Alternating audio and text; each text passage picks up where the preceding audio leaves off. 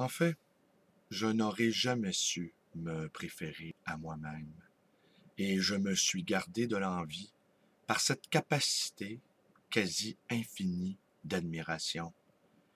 Aimer des êtres ou des choses médiocres m'eût sans doute amené à me préférer moi-même.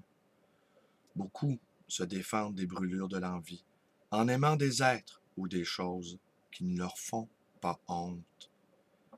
Mais pitié à l'être qui, se défendant de sa propre honte et ne pouvant la transformer en cette rédimante admiration, la projette sur autrui. C'est ainsi que longtemps ma seule fierté aura été celle d'être un lecteur. J'en suis même venu à penser qu'en ces temps bavards, le silence du lecteur est assourdissant.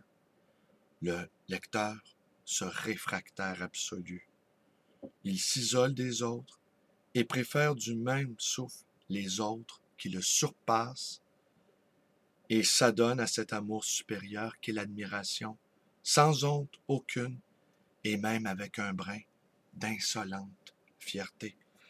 Bonjour, bienvenue dans ma bibliothèque. Nous sommes à Montréal le 21 août 2012. Mon nom est Bruno Lalonde et aujourd'hui, je vous lis un tout petit passage tiré de Petit crayon de Rémy Gourmand que je vous montre à l'écran. Vous voyez, Petit crayon. Un ouvrage, on pourrait dire de bibliophilie, qui a été tiré à 1000 exemplaires en 1921.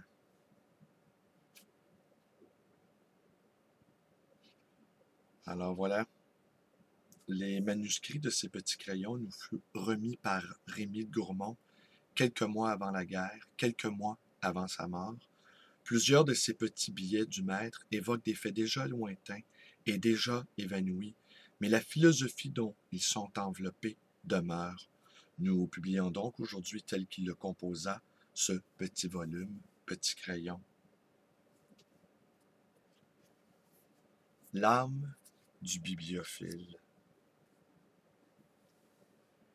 Et il n'est pas toujours facile de pénétrer dans l'âme d'un bibliophile, de démêler les raisons pour lesquelles il convoite un livre, en dédaigne un autre.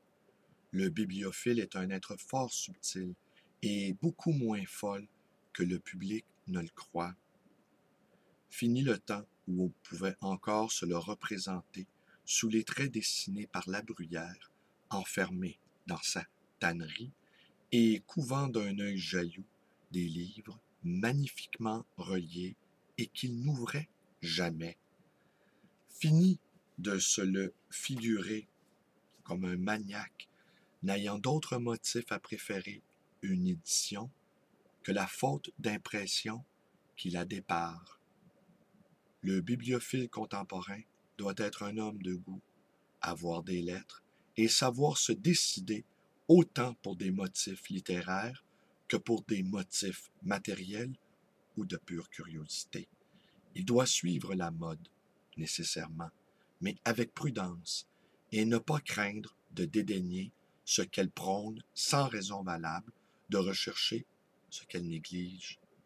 Il doit avoir ce qui a trop manqué à beaucoup de ses prédécesseurs, l'esprit critique, ne pas moins se connaître en littérature qu'en papier et en parfait tirage.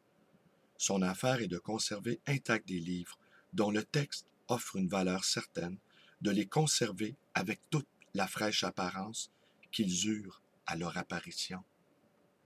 C'est là que vient l'extrême importance qu'ils attachent à leur couverture, et vraiment, il faudrait être un barbare pour se moquer d'un tel souci, car la couverture est une peau, et jamais écorché ne fut très séduisant.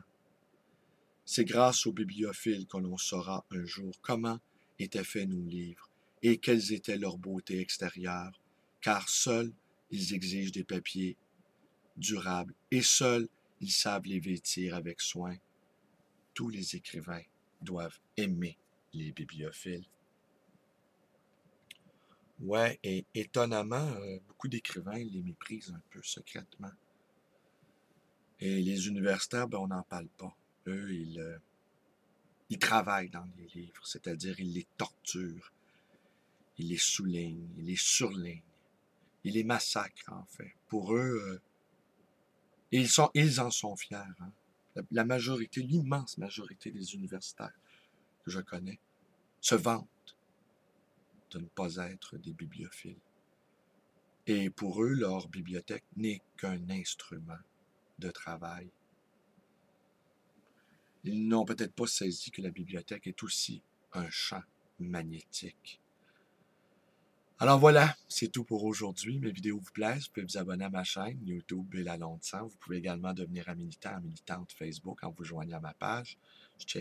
Je tiens quand même à vous prévenir, je suis d'un naturel expansif et peut-être même certaines de mes idées, de mes activités de militant ne vous conviendront pas, ne vous conviennent pas non plus, mais j'en suis venu à penser que le livre étant menacé de toutes parts, les librairies étant menacées également de toutes parts,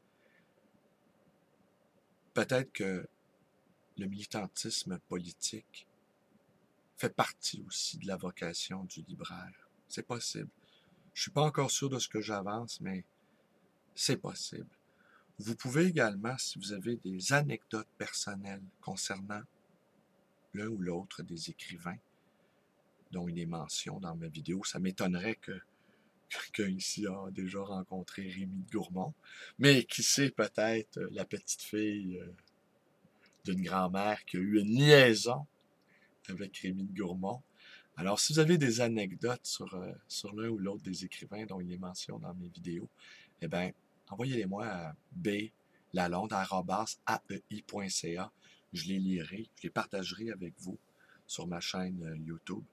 Vous pouvez me téléphoner également dans ma librairie 514-736-0999 et vous pouvez aussi me rendre visite à cette librairie d'occasion et d'ancien, le Livre Voyageur dans le quartier Côte-des-Neiges, qui vraisemblablement va retrouver son rythme normal avec la rentrée scolaire. Merci et bonne journée.